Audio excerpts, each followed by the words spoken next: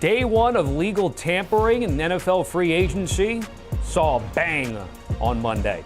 Let's get going. Kirk Cousins, 4 years, $180 million, with 50 of that guaranteed via signing bonus. Kirk Cousins has amassed a lot of big deals in his time with Washington, Minnesota, and now Atlanta. He was number one on Pete Prisco's free agent list. Number two was Chris Jones, 29-year-old, inking a 5-year, $160 million deal to stay with the champs. $101 million of that is guaranteed.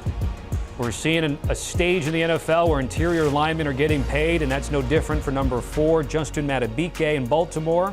4 years, $98 million. He's now the NFL's highest paid defensive tackle in terms of total contract value per Sport Track. Christian Wilkins coming in just outside of the top 10, but he's getting paid big time. 4 years, $110 million coming from Miami to Vegas. Dolphins and their fans, boy, it's coming hard today in terms of seeing all of their guys go. With Christian Wilkins, this was a little bit earlier in the process, but he is now a Las Vegas Raider. And the Philadelphia Eagles going in the division and picking up Saquon Barkley, 27-year-old running back, 3 years, a shade under $38 million, with $26 million of that guaranteed. And with incentives, that deal for Saquon could get up to north of $46 million. We do have our free agency tracker up on CBSSports.com, but here's a list of notable free agents to change teams. Again, we gave you a feel that stayed with their teams. A reminder that all 32 teams can begin negotiations with their free agents starting today. Signings and trades finalized starting Wednesday, the official start of the new league year. What's good, streaming people? I'm Tommy Tran, joined by our NFL analysts Danny Cannell and Pete Prisco. These guys have been with us throughout the day. It's time to talk about winners and losers. Danny, I'm going to start with you first. The Falcons grabbing Kirk Cousins, your first winner today. Yeah, Pete Prisco's number one free agent on the books. It's a quarterback-driven game, and I'm going to take Raheem Morris, the new coach, at his word. And it was pretty obvious the reason why the Falcons didn't have success the last couple of years. They had a major quarterback problem. So you take the command that came from Arthur Blank, the owner, that said, I don't care what it costs, go out and get me a quarterback, and they go out and get one who I think is consistently a top 10 quarterback in Kirk Cousins. And you're going to be able to plug him right into Zach Robinson's system without a big learning curve. He's going to come in and be able to go right away with the terminology, with the concepts, with Bijan Robinson in the backfield, who I think is going to really be a benefactor from this move. Also, Drake London, Kyle Pitts, a strong offensive line. And they move. I thought they would, but it has been confirmed. They are now the favorite to win the division. So I think the Falcons are the big winners from today. Yeah, it's a great move for the Falcons. I mean, you have to get a starting quarterback. He's the best available quarterback on the market. There are concerns, though. He's 36. He's coming off a torn Achilles. Everybody acts like automatically you're just back to being the same guy. I know he doesn't move like some of the runaround quarterbacks we see these days, but he's still got to be able to plant that foot and be able to move around a little bit. So there is some concern there. But Falcons had to make a move. They spent a boatload to get him. Now the question becomes, can he win a big game in Atlanta? That is the big question as we're taking a look at deals and extensions in per DK. Again, Atlanta, the betting favorite, minus about 105 or 110. The reigning division champs in the Bucks are coming in second at 3-1. Of course, they also got a deal with Baker Mayfield recently, 3 years for about $100 million there. Let's get to one of the losers here, Pete Prisco. Boy, Justin Fields coming into today looked like he had some possible destinations, but with everything that we've been seeing so far, those options seem to be dwindling by the minute. Yeah, and that's the kind of the word you heard around the league was that there wasn't a great market for Justin Fields. And you mentioned it with Kirk Cousins going to Atlanta. That's his hometown. He thought there was some chance he would go there. And now the Raiders, they actually paid Gardner Minshew a 2-year, $25 million deal rather than make a move to go get Justin Fields. So it's not a good opportunity for him out there. There's nothing really in terms of a starting quarterback that you can say, okay, he's going to be that team's guy. So I think he might have to go the backup route. Now the Bears have to decide, do they keep him as a backup or a potential challenger to the guy they do pick at the top of the draft, probably Caleb Williams, or do they let him go, trade him to like a place like Indianapolis with no Minshew there and with Anthony Richardson having some injury issues, particularly as a rookie? I think that could be a possibility as well. But certainly a big loser in this has been Justin Fields.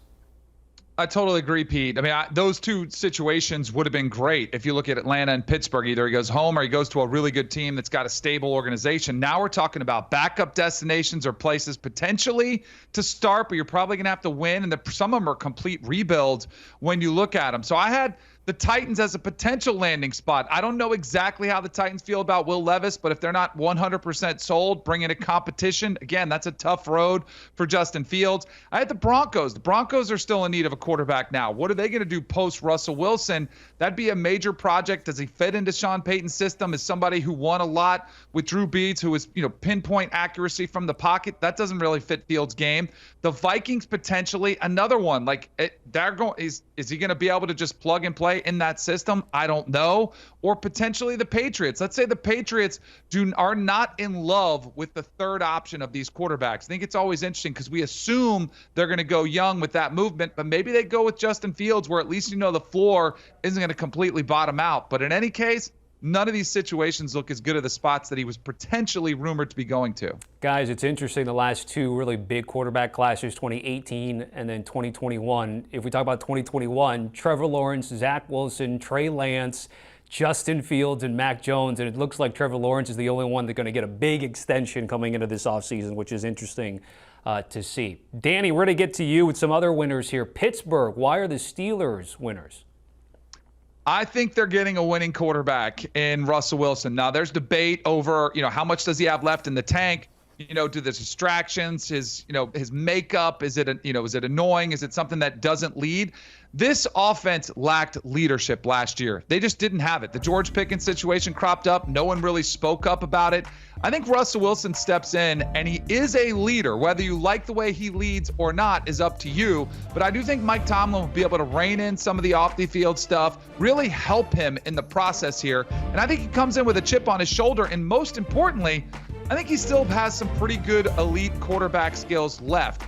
He threw for 26 touchdowns passes last year. That's double what Kenny Pickett has given you in his first 2 years in the league. So you're going to get solid, consistent play. And if you get the upside, maybe there's a chance you can get 30-plus touchdowns still in the tank with him, with a young receiver like George Pickens in the running game, which you're going to have with two solid backs. So I think the Steelers get a quarterback they can win with, which is a huge upgrade from what they've had. Where has he ever been a leader? In both places he's been, Danny. The Seahawks got tired of him, didn't really like him. And in Denver, he was far from being a leader. He's never been a leader. He's a guy that goes, plays quarterback, makes a couple statements after games. Let's ride, go Hawks, or whatever he used to say, go Bronx. And that's it. He's not a leader, and that's a problem. And I think, look, he's not the same player he used to be.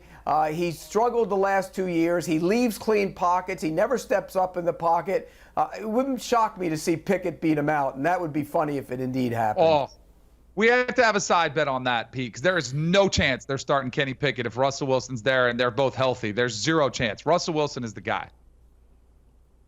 We'll see, because competition is a good thing. By the way, Danny, you want final word in terms of the leader thing that Pete was talking about? Yeah, absolutely. With Russ? You are a quarterback. By default, you're a leader. And I'd always think it's interesting that guys maybe don't like him personally, and oftentimes because they made him look bad. He is a first in, last out type of leader, which can rub some guys the wrong way. Clearly, the guys he won with in Seattle didn't love it, because sometimes it makes them look bad. I think there's a lot of that's gone on with Seattle. In Denver, there was a void of leadership because there was uncertainty who the coach was. But I haven't heard many players with Denver trash him. So I still think if he comes in humbly to Pittsburgh, he can win over that locker room. All right, let's move on. First off, if you're new to CBS Sports HQ, welcome. Secondly, Pete Prisco doesn't really like running backs. However, Pete Prisco going to say running backs win for the most part. But in true Pete Prisco fashion, there does have to be a running back loser. Prisco, please explain. Well, you look at the early deals, and a lot of these running backs are getting paid. I mean, Saquon Barkley got a relatively big contract for a running back. And Josh Jacobs got a big contract for a running back from, the Green Bay Packers. And then you look across the league, and Pollard is signing a deal with the Titans. Running backs were signed early and often, and I'm a little surprised by it. The contracts aren't great. They're not what they used to be for running backs. But by the standards of recent years, they're pretty good contracts. The big loser, Derrick Henry. What is he going to get on the market now? When you look around this league, he's a big back, but he has a lot of wear and tear on that body, and it started to show up. So I think the running backs were winners, but right now, Derrick Henry's one of the losers. Derrick Henry had been talked about, linked with potentially Baltimore. We'll see if that still ends up maybe happening there for King Henry. Let's get to another winner in Pete Prisco's eyes, and it's going to be Brian Flores, the defensive coordinator with the Vikings. Pete, given everything that Minnesota was able to do today, really stood out to you, didn't it? Yeah, and they didn't spend a boatload of individual money on one guy, which is probably what they would have done on Danielle Hunter if they kept him. He's still in play. He's not gone yet, but it looks unlikely. What they did is they pieced together 3 guys that I think will help their defense and guys that they can move around. Jonathan Grenard, the pass rusher from the Texans, will be a guy you plug and play at defensive end, can get up the field, plays the run well. Then they went out and got Andrew Van Ginkel from the Miami Dolphins, and he's one of those guys that can play outside, can play inside. You can move him around. Flores likes to move his guys all around. And then Blake Cashman kind of resurrected his career with the Houston Texans. He's from Minnesota. In fact, he went to high school where the Vikings used to practice. He's another guy that will give him chess piece options. I think Brian Flores has been real successful, and the Vikings have been real successful with what they've done on defense. And by the way, since their quarterback is gone, they might have to be really good on defense this year. That's what I was going to say, is they might be on the field for quite a while if they don't figure out the quarterback position, which will put more pressure on them. But I think Brian Flores has done a nice job already here, and with the talent he's working with, I think that defense will be much improved, but the record may not display it. Minnesota going through a lot of changes, both departures and arrivals on that front. You mentioned Van Ginkel, just part of what is a mass exodus down in Miami, Pete Prisco here. The good news, I guess, if you were Chris Grier, you drafted all these guys. The bad news is you're unable to keep most of these guys. Yeah, the defense particularly has been hit hard. I mean, when you look at that defense, you lose Christian Wilkins on the inside. You let Baker go, the linebacker, a week ago, in part because of his contract was too high. You lose Van Ginkel. I mean, on and on it goes. And Brandon Jones, the safety, out the door as well. So they've suffered some big hits. Offensively, you lose Robert Hunt, the starting right guard, which will also be impacted because he's a big physical guy on that offensive line.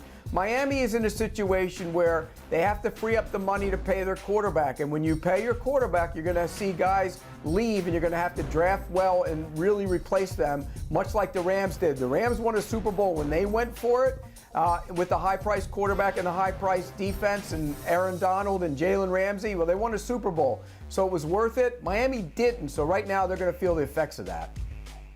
Yeah, they're feeling the effects of the guys they've already paid, too. Teron Armstead, Tyreek Hill, Jalen Ramsey, Chubb. Like, they've paid a lot of guys recently, and they're starting to pay for it now, in large part because you mentioned what they're going to do with Tua. So I totally agree with you.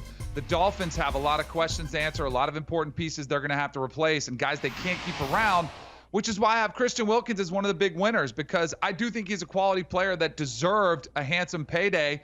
Dolphins couldn't afford it and pay Tua, so he goes to Las Vegas, and paired with a defensive-minded coach who, by all accounts, is very player-friendly, and Antonio Pierce, who's a defensive-minded guy who really wants to embrace that physicality on the defensive line to the tune of 4 years, $110 million for Christian Wilkins. So he breaks the bank. He goes with a defensive-minded coach, where I think that's going to be a priority. No state income tax to throw it in there, just like he had in Florida with the Dolphins. So I think Christian Wilkins is a big winner in this one, too. You know, guys, the AFC East will be interesting because both the Dolphins and the Bills not only had to do cap gymnastics, they had to do triage in some cases to try to get to that number, Danny, because that's what we're seeing there with Brandon Beane and company up there in Orchard Park. Yeah, that's why I think the Bills, we've talked a lot about this window of this Bills team. Whether they win or that window is closed, this iteration of the Bills is done. They're going to have a completely new looking team as far as the leadership goes. And a lot of that has to do with the cap casualties we've seen because they had to clear this space. And really the only thing they have to show is Deion Dawkins coming back, which is a nice signing. But I also wonder about what impact that has on a team's culture inside the locker room. When you see those cuts, you realize the harsh reality of the business. And oftentimes in a locker room, you can look around, and this has been a winning organization recently, but you look around and you lose a little bit of trust and faith in the front office and the ownership being like, man, if they can cut that many pieces, they can cut me too. And I don't know if that's the healthiest mindset to have for an organization. But the window is still wide open. And why is the window still wide open? You have a franchise quarterback. They came within a whisker of beating the Chiefs, who went on to win the Super Bowl, despite the fact their defense was decimated by injuries. All year long, they kept having guys go in and out, and they just couldn't stay healthy on defense, and yet they were a bad throw away. A guy gets hurt. In fact, it's kind of funny because it was Dawkins' guy who hit Josh Allen. If he doesn't run into him, it's a touchdown in the back of the end zone, and they advance. I don't know if they would have beat the Ravens the way they were constructed, but that window's still wide open in large part because Josh Allen is a star. And despite all that, Buffalo is still getting a lot of respect in the betting market. At FanDuel, still the favorites there in the AFC East. Danny Cannell, Pete Prisco, guys, great stuff today. Thanks for breaking down winners and losers here from the first day of legal tampering, 48 hours ahead of the official start of the new league year and free agency. If you want to stay up to date on everything happening, go to the CBS Sports app.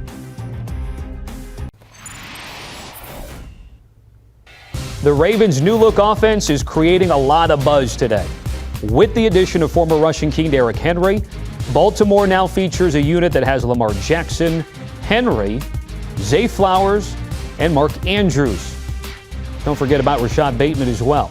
Derrick Henry's arrival means offensive coordinator Todd Monken's got 2 Heisman winners to work with. It's 2 years, $16 million.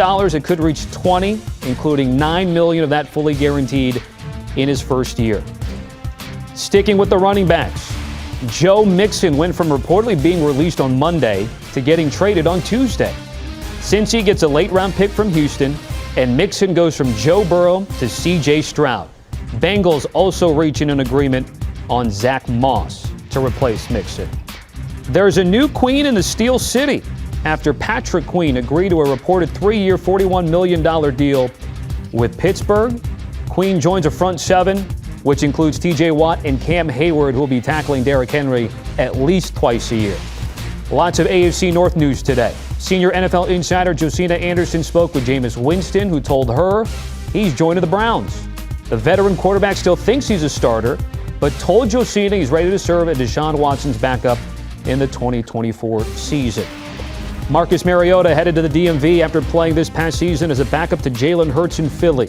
It's a reported 1-year deal with a base value of $6 million that could be $10 million with the Commanders. Washington has the 2nd overall pick, and it's expected they'll take a quarterback, presumably Drake May or Jaden Daniels. Mariota, former 2nd overall pick in his own right. Former 2nd-round pick Drew Lock signing a 1-year deal as well. He goes from the Pacific Northwest to the Big Apple for $5 million and will join a quarterback room with Daniel Jones in New York. Taking a look at the notable deals on Tuesday. One thing we did not talk about, the purging Dolphins with salary cap issues did reach a deal with Shaq Barrett. And a reminder, no deal is official until after 4 p.m. Wednesday. All right, I'm Tommy Tran with Leger Douzable and Brady Quinn. So, Leger, I'm going to start with you first. There was a team I didn't see during that little rip and list, the Dallas Cowboys, a loser for you here. They are a loser because they haven't signed anybody in free agency. I believe they did sign their long snapper back, but you talk about a team that has been saying that they're a Super Bowl ready team for the last few years. And not only that, Brady, they lost a few players in free agency. Yeah. Tyler Biadasz is going elsewhere. You saw Dorrance Armstrong, who's been a mainstay on that defensive line. He left as well. Dante Fowler, another guy that's left. Now, again, they're probably going to have to do some business with some of their own players. Michael Parsons could technically get a new deal. So can CeeDee Lamb. And also Dak Prescott's cap number is astronomical. So they do need to lower his cap number, but a little bit surprised that they haven't already done that business with Dak Prescott to lower that cap number so they can add pieces. I didn't even talk about Tyron Smith. He's technically a free agent. He could be gone as well. So you're talking about 2 of your 5 starters up front when that offensive line has been a mainstay for the Dallas Cowboys going back the last 5 years. So to me, the Dallas Cowboys are losers in free agency so far. Yeah, we all know the expectations are to win a Super Bowl in Dallas. So they don't have a ton of cap space, in part because of what you touched on there with Dak Prescott's contract. And I think maybe part of the hesitation in restructuring it is if you come to the player and you ask him to lessen his cap hit, that means you're going to be paying him a little bit more upfront in cash and a signing bonus and probably extending him out so you don't hurt those future years under the cap. And they might not feel like they're ready to make that commitment to Dak Prescott at this point. So they've got a number of considerations. Their center, left guard, 2 spots they could potentially look at. Defense when healthy, and I don't know if there's many holes there. But offensively speaking, too, Deuce Vaughn right now is your number 1 running back heading into the season. So that was another position I thought they were going to address. It's not a deep running back class in the draft. So a little bit surprised the Dallas Cowboys have been so quiet. But you mentioned some of the guys who are leaving the team.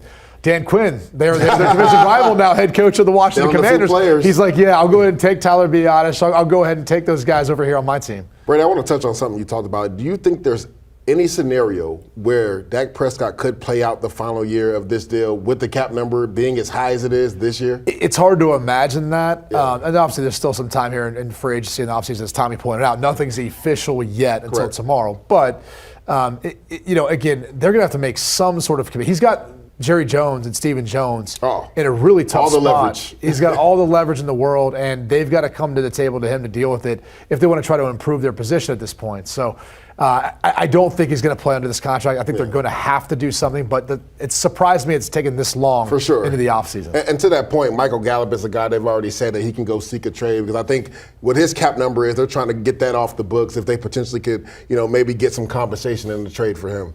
Brady, let's get to one of your winners. The Atlanta Falcons remain winners here on day 2. Yeah, look, anytime you get a quarterback, and that's really your most glaring need, and that's the whole point of the offseason, to find a guy you feel like can help you win the division, you're going to be a winner in this case. And the Atlanta Falcons and Kirk Cousins are winners. Kirk Cousins, with the deal he was able to sign, 4 years, $180 million. $100 of that is guaranteed at signing with a $50 million signing bonus.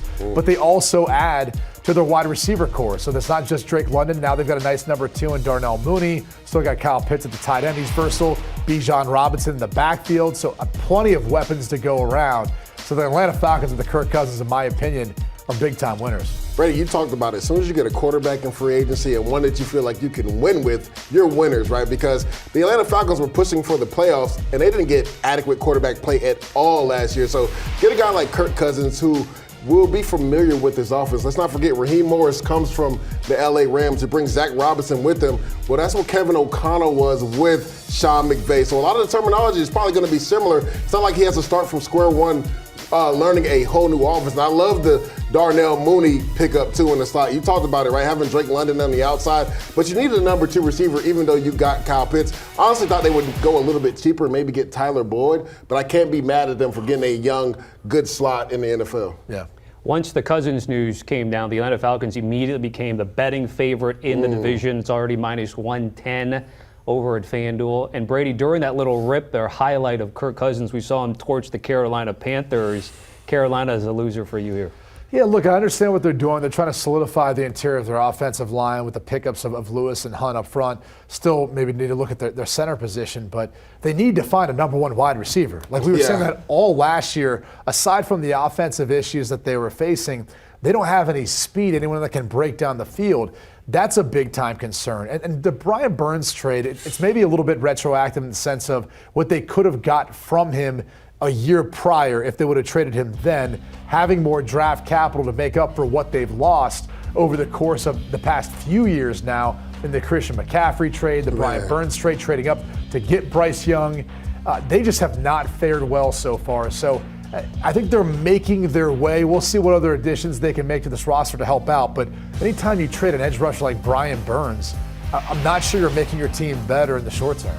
Yeah, Brady, I'm with you. I think they're big losers in free agency, and it's not just because of the pieces they've been trying to add, but it's the pieces they've lost. And then when you look at the full screen that we just had up, essentially trading away Christian McCaffrey, Brian Burns, and then also DJ Moore didn't really net you much in regards to getting capital gains back. So when you look at the Panthers, yes, the offensive line was atrocious last year. You have to protect Bryce Young. Really like the signing of Hunt that you talked about earlier, and Lewis as well in the interior. Looks like Austin Corbett will move from guard to center, but they still have issues at the tackle position. Ike Ekwonu has really struggled as a guy that you took in the top 10. And to your point, who is the guy that's threatening you down the field? They don't have a true number one receiver. And the thing that really puzzles me, Brady, is this was actually a good defense last year, but they let all their top key pieces leave. Frankie Louvu goes to the Commanders. You lose Brian Burns. Now, they did just sign Ashawn Robinson, which I think is a really good defensive tackle. You compare him with Derek Brown on the inside. But who's rushing the quarterback on the edge? So, to me, they're losers because the one area that you could kind of, depend on was the defense, but now it's a whole new looking defense. I think when you look at how you build a roster construction, right, you have to have the quarterback, you have to have the guys protecting, the guys rushing, the guys catching, the guys covering, the guys catching. And right now, I think if you look at the roster right now, to a lot of the points you're bringing up, a lot of holes there, a lot of question marks there right now. So I understand they're in a rebuild mode. It's year 2 with Bryce Young, but David Tepper's run so far as their owner, you have to question whether or not he's meddled a bunch.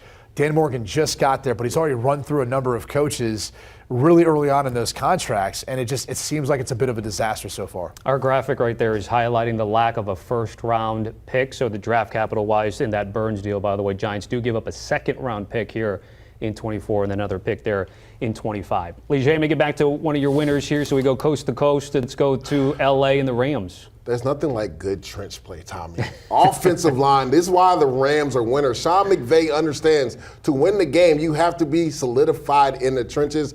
And for them to get Jonah Jackson and re-sign Kevin Dotson, because I think you have to add that in regards to why they're winners in free agency. Now you move Steve Avila inside.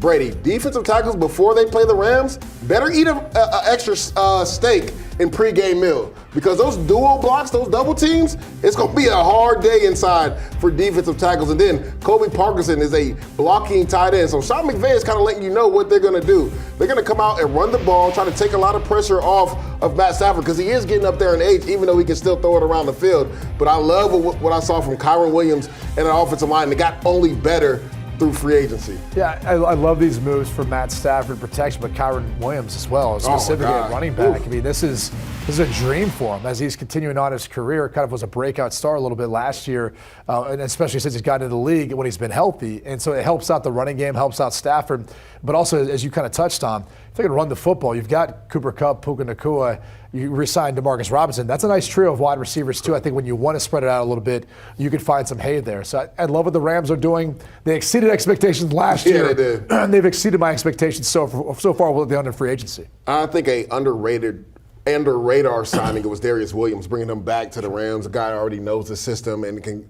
be solidified at one of the starting corner spots. Brady Quinn, let's get to one of your winners here. Jacksonville's been quite active the first 2 days here, but it's specifically what Trevor Lawrence is kind of getting from all these moves. Yeah, he's a winner. Look, they've helped solidify the interior of the offensive line, re-signing Ezra Cleveland. They got Mitch Morse there. Then you bring in, guys on the outside like Gabe Davis, as well as Devin Duvernay, who help out as a wide receiver, but also as a return man. So you've got that on defense. Ronald Darby, Darnell Savage, much more economical moves, but I think they'll get just as good of a level of play as what they were getting, if not better, than what they had last year. So pretty active for the Jacksonville Jaguars after a disappointing season, but I think all moves that are needed and more than anything else really help elevate the level of play of Trevor Lawrence. Yeah, Brady, we were just talking about the trench warfare that the Rams have. You got to think the Jacksonville Jaguars have done the same thing, because they really struggled in the interior. They traded for Ezra Cleveland halfway through last year, and then they signed him to an extension. I think the restructure of Brandon Scherf should be up there as well, right, being able to get that done as well, and then tagging Josh Allen on the outside. You've got to have somebody that can wreck the game as a pass rusher, and that's exactly what Josh Allen did. Now, they need to get that deal done with him. I was going to say, well, they got time. Yeah. They'll get to the summer, and as we know, deadlines do deals. I was going to say, you agree, though. They'll get that deal done. Oh, for sure. Yeah. For sure. So getting that deal done will be monumental. And I think them also going to a traditional 4-3 defense with Ryan Nielsen as a defensive coordinator will not only help Josh Allen, but it'll help Walker on the other side as well. That's one of the reasons, too, why if you look at Trevor Lawrence, he might might not get his extension done this offseason because they got to worry about Josh Allen. Then a year from now, maybe then it's Trevor Lawrence. But that also may play an impact to what Calvin Ridley could potentially get paid if he does come back. But not to go back to one of the losers, but like Calvin Ridley should be in Carolina. There's no way with his speed and ability. There's no way if he was on the free agent market that Carolina's not talking to him. Right now, it's New England and Jacksonville still where he wants to go back. So a bit surprising not to go back on that one, but just talking about where Calvin Ridley could end up being. And bigger picture, we've been having conversations about free agency, the running back position getting all poached up because of what we think in the draft. Conversely, the wide receiver is kind of the opposite of that. Leger, lastly for you, you've targeted the Commanders here. So the question becomes, Washington a winner or a loser? A winner. I love what new GM Adam Peters has done. They knew that they were struggling in the trenches on the offense and defensive line. They signed over Dan Quinn as the head coach, but on the offensive line, Nick Allegretti, right, has started in 2 Super Bowls with the Kansas City Chiefs. You bring him over. Not only that, you still Dallas' center in Tyler Biadasz. So not only do you get better, but you make your opponent weaker. And then you look on the defensive side, once they traded away Sweat and also Chase Young last year, they really struggled on that defensive front. So they've really fortified it, right? Dorrance Armstrong is a guy who would start on most teams, but because he played for the Dallas Cowboys and was behind Micah Parsons and DeMarcus Lawrence, he didn't start there. They also brought in Frankie Louvu. Brady, I'm telling you right now, this will probably be the most underrated signing in all of free agency. We saw what Micah Parsons did with the Cowboys. Now, I'm not calling Frankie Louvu Micah Parsons, but he has that same skill set where he can be on the edge, rush the quarterback, but it is also very athletic and is a good dropping and coverage linebacker, off-the-ball linebacker. He's going to bring a physical presence to that defensive line, and we know that's how Dan Quinn wants to be. He wants to attack, right? He wants the offense to dictate to him. He doesn't want to dictate to the offense. And with Frankie Louvu, you can do that. Now, a name that should be on here, we were talking about this earlier today, Kendall Fuller. I think they should sign him back because right now they're struggling at the cornerback position. Fuller was one of their starting quarterbacks. Emmanuel Forbes really struggled last year. I think if you add a corner like Fuller to this defense, what they've already done so far, then this Commanders offseason has looked really good in free agency. They're setting themselves up for a soft landing with whoever they take at quarterback in number 2. I mean, Marcus Mariota there as well, who's got plenty of experience as a starting quarterback, but it could be a backup for them.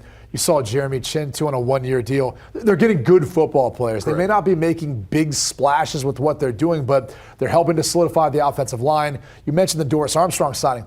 Look, he's a new head coach. He's implementing a new defensive system. Bring along some of those guys with you that were in Dallas that helped you become successful and really improving that defense during your time there. That helps with the transition for all the players that are joining this team. So they've also done a tremendous job, I think, so far building out this roster. Truly a new era of Washington football with the ownership group, head coach, you mentioned front office, and then what we anticipate will be the future franchise quarterback. Brady, Leger, appreciate you as always with the winners and losers segment here on HQ. A reminder, keep up to date on the very latest with your team or your favorite player. Go to the CBS Sports app, and if you haven't already, scan that QR code you see right there on your screen.